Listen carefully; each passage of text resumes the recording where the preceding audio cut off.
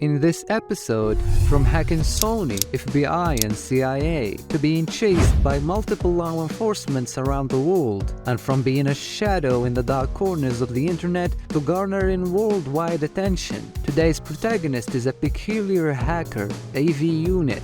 All and more on Analysis. From the heathens, got will, got fight, got pride, got reason. If they wanna go eat, then you know I'm gonna feed them. To a normal person, having a PC is a gateway to entertainment, work or some surface web surfing. But a regular PC in the hands of the right person, it becomes an extremely dangerous weapon. Genesis. It's early 2011, in a world we no longer recognize today. In an old IRC, a text-based chat system, a group of hackers were having a bored conversation. While they believed that anonymous group was a great idea, they needed something more sparkly to have fun with. Since anonymous had many rules, one of them is to hack only for political reasons and avoid hacking the press. In that chat, an idea was born. They were to form a group of hackers called LulzLeaks that was eventually changed to LulzSec.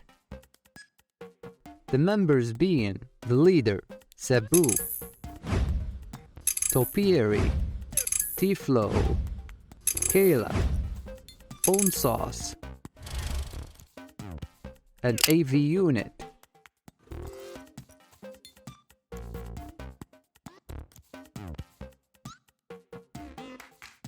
May 2011.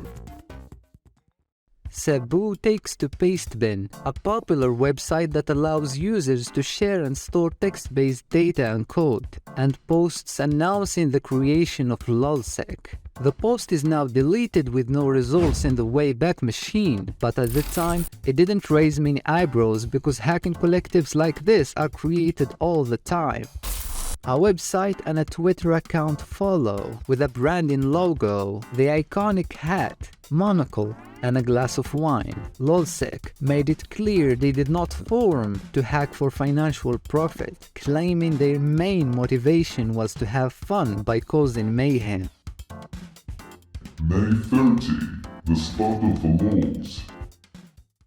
The group claims responsibility for the first major hack as a collective, hacking the American PBS website as a retaliation of their treatment and coverage of WikiLeaks, and to defend Chelsea Elizabeth Manning, who is an American whistleblower, a former United States Army soldier who leaked nearly 750,000 sensitive military and diplomatic documents to WikiLeaks. So they stole PBS users' data and posted a fake story on it saying that Tupac Shakur and Biggie Small were still alive and living in New Zealand. Exactly the kind of news that would stir controversy and obtain the desired lulz, leaving a message behind.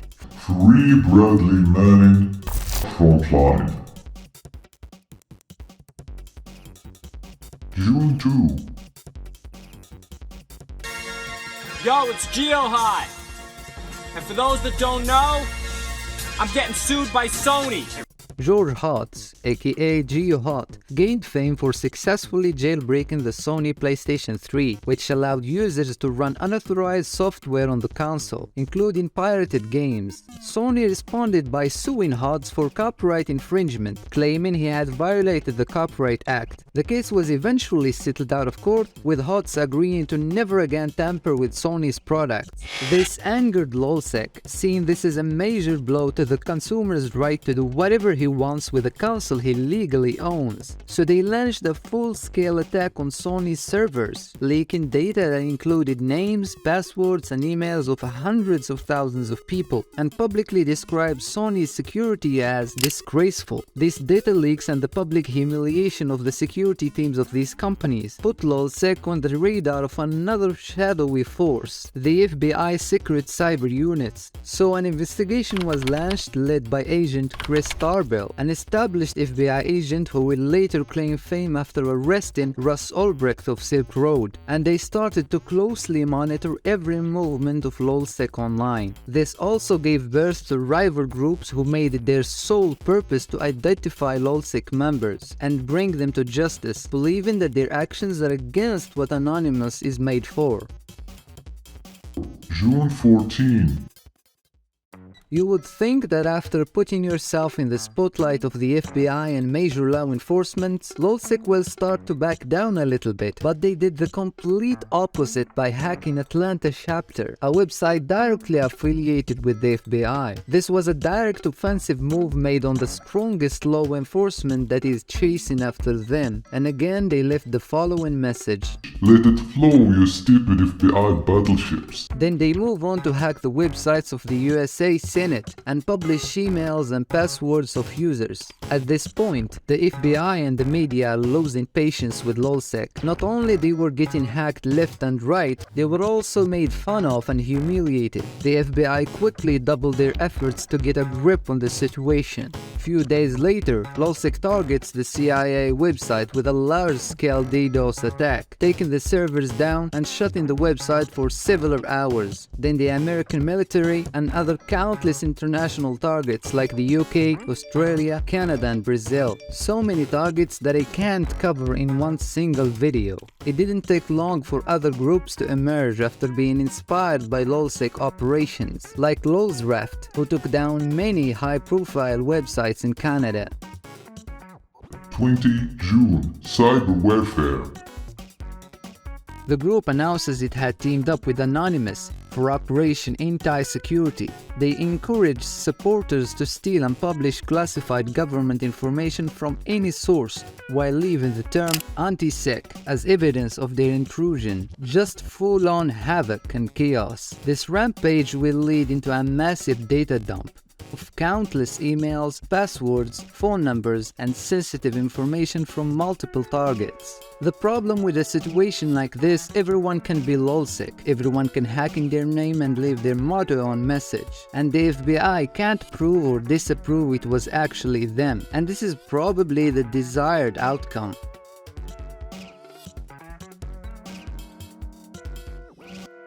29 July. Triple F. An operation was labeled as Triple F FBI Friday, on which Anonymous hacked the FBI contractor Maltech International. This day was very important since it was the day Avunit left the group for reasons we will talk about later in the video. Midnight, 26 June 2011.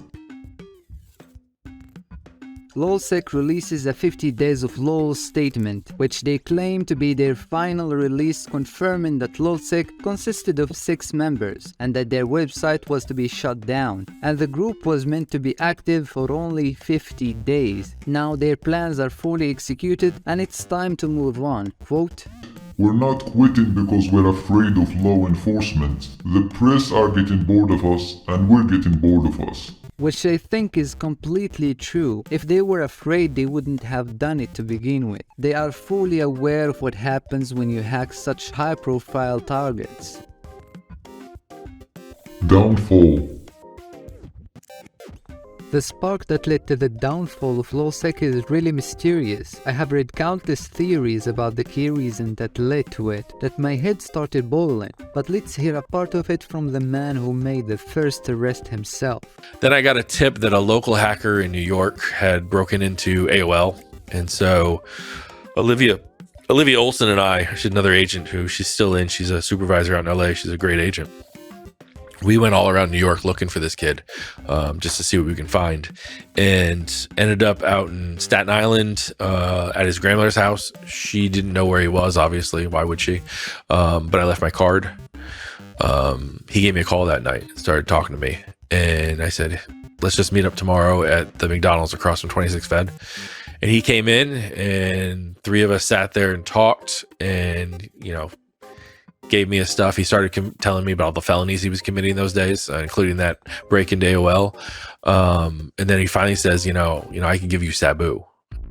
So the FBI were handed Sabu's identity on a silver plate. Countless hackers were trying to dox him, but how this young guy found out his identity is unclear. So the first to fall is Sabu, Hector Mansugar, a 28-year-old unemployed Puerto Rican father of two from the New York projects. While the media announces his fall, he is sitting in a cold FBI interrogation cell, and if you are familiar with any crime documentary at all, you can for sure predict what's gonna happen next. Hector now finds himself in a terrible situation. He is being asked to choose between being sentenced to 124 years of prison away from his kids, or simply become an informant and help the FBI catch the remaining members, and he gets to see his kids much sooner. Well, Hector chose his kids. He started to collaborate with the FBI, sometimes in their own offices, for 9 months, and then served 7 in jail. Being the leader of LulzSec with access to a lot of information, it is logical that he will be highly effective. The LulzSec members started falling like domino pieces, and the FBI started knocking at some doors. Topiary. 18 years old Jack Davis from Shetland, United Kingdom, 38 days in prison. His Twitter is wiped clean, leaving a single tweet behind. You can't arrest an idea. Kayla, 35-year-old from South Yorkshire. Kayla was not, in fact, a girl, but rather a man with prior military service in the British Army, 30 months in prison. Tiflo, Mustafa Al-Bassam, 16-year-old student from London, suspended jail time with community service. Pawn Sauce, Darren Martin of Ireland, 19 years old biopharmaceutical chemistry student at the University of Galway, released without charge. This wave of arrests, as you may have noticed, did not include our main guy, Avunit, the anonymous active hacker and now LulzSec member. He simply just drives to the sunset, abandoning all this FBI mess, and disappears. This is an interesting old story, right? Everything is on public record and the story was told many times. But as I was randomly scrolling the web, I found out a huge development in the case that no one seems to be talking about at all. And the ones that can be caught. I mean, they I'm sure we'll talk about it, but the anonymous case, there was a guy named Avunit. He's still, I lose sleep over him because we didn't catch him. We caught everybody else. We didn't catch him. He's good though. He pops up too once in a while on the internet and it pisses me off. After watching this video, I asked myself, what does he mean by he pops up once in a while in the internet? And I guess he refers to this post on Reddit which seems to put itself in every video we make. Let's take a look at some of the most interesting questions there. The post is from a fresh account named Avunit LulzSec. Says, I am Avunit, ask me anything, on the designated subreddit for this form of posts. I am one of the members of the infamous group LulzSec. Thanks to the statute of limitations, I'm now coming out to discuss the past, current issues involved in the attacks on Sony, Bitcoin, and more. Ask away. The key expression here being, thanks to the statute of limitations, meaning that even if this post somehow led to his identity being revealed, charging him with anything is no longer legally possible. Were you ever correctly doxed? Not even close. I always made sure my personal activities were separate from my public ones. Maintaining my anonymity was my #1 goal. I will say I'm from the States, I won't go any further than that. This means that all the countless doxing on Pastebin was in vain. At least we now know his nationality. But is it true, or this is just another layer of social engineering? Why did you leave LulzSec? As I understood it, you left before the ship went down. Were you surprised Sabu got turned? The longer I was with them, they began to get lazy in terms of hiding their identity. Once I realized that, I realized the ship was sinking. The government was always behind us, waiting for one of us to make a mistake. After Triple F, I knew we were pissing off the wrong people and making them more determined to find us. To be honest, I think anyone in our group would have snitched. You feel like a complete badass for a period of time, but when you get caught and face 10 years in prison, any hacker would take whatever deal they can get. I was slightly surprised that Hector, out of everyone in the group, was one of the first to fall. Sadly, this post didn't get much attention when it was posted, so most of the 138 comments below it are new traffic from the Lex Friedman episode. But under this post, the most important comment to our saga is actually very recent.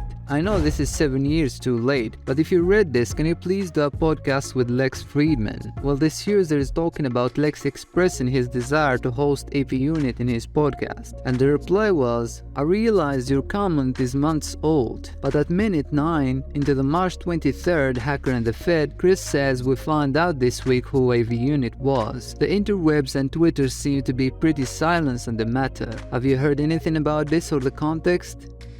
Hector, one thing I wanted to bring up, and obviously if you don't want to talk about this, then our great producer Phineas can cut it out. But we found out this week who Avunit was, and for those that don't know, I went on the Lex Friedman podcast and did an interview with him a couple months ago, and a lot of good feedback. But one of the themes was that Avunit was the one of LulzSec that got away. Well, I found out this week, and Hector, I mean, I think he found out too who it was. I don't know. What are your feelings on that one? Well, listen, I always go back to attribution. It's difficult. There are a lot of people that knew who that person was, and they're part of a tight-knit community. And, it's people talk, right? Loose lips sink ships. Now, the good thing for that person is enough time has passed, and I don't think there's, and you can confirm that if you can, that I think enough time has passed, like statute of limitations have been hit. I don't think that person is a person of interest at all. But I would love to hear their perspective at some point. Yeah, no, I'm not a lawyer. I can't tell you what statute of limitations exist or anything like that. As far as that goes, I can't give any advice on those things. I know for a fact that when I left the FBI, there was not an arrest warrant for Avunit, not even in like the pseudonym Avunit or in the person's real name. So I don't think that person has anything to worry about. I don't think anyone's looking into that case. No one's called me to ask me who Avunit was, except for Lex Friedman and all the stuff that came after that going on the show. So I think that person's okay. I don't think that they're going to be arrested. I don't think anyone's going to be looking for them for something that happened that long. And this ever gets back to Avunit and that person wants to come on Hacker and the Fed, they're welcome to come on and discuss the issue. But I can assure them that as far as I'm aware, there's no arrest warrant or anything like that waiting for them. Well, I don't know, man. You sound like a honeypot right now. Well, this is huge. I really wonder why it stayed under the radar. I guess this invitation to Avunit confirms that he is from the United States, because the invitation is personal and face-to-face. It wouldn't be convenient if he was overseas. Last arc. Avunit. He had a long and successful career as an anonymous hacker, demonstrating impressive knowledge and skills in avoiding detection. However, with his identity now known, it seems unlikely that he would be able to continue as a black hat. Could he instead become an asset for the FBI, utilizing his expertise to prevent future cyber attacks? I highly doubt it. While it may not be feasible for the general public to know his true identity, many people are eager to hear his stories on popular podcasts like Lex Friedman and Chris's, which have both openly invited him to come if he wanted so. He for sure has a lot of stories to tell. Tiflo. He went on to graduate from the university in 2021, completing a PhD in computer science. He became a security researcher and investigator to uncover government surveillance. Sabu. After his release from prison, he started working as a white hat hacker doing penetration testing and became close friends of his FBI handlers. He is probably still a contributor with the FBI, and he is the co-host of Chris' podcast. Topiary. He is now a security researcher, disclosing bugs to corporations as a part of their bounty programs. Kayla. He was a lecturer at the university and was also enrolled on a master's degree in information systems security. He is now the lead penetration tester at the Hut Group company, and for Ponsas, not much is publicly known of his fate. It is crucial to remember that the chaser only needs to be lucky once, while the chased must be lucky every day. And please, don't hack. But if you do... Better call Saul!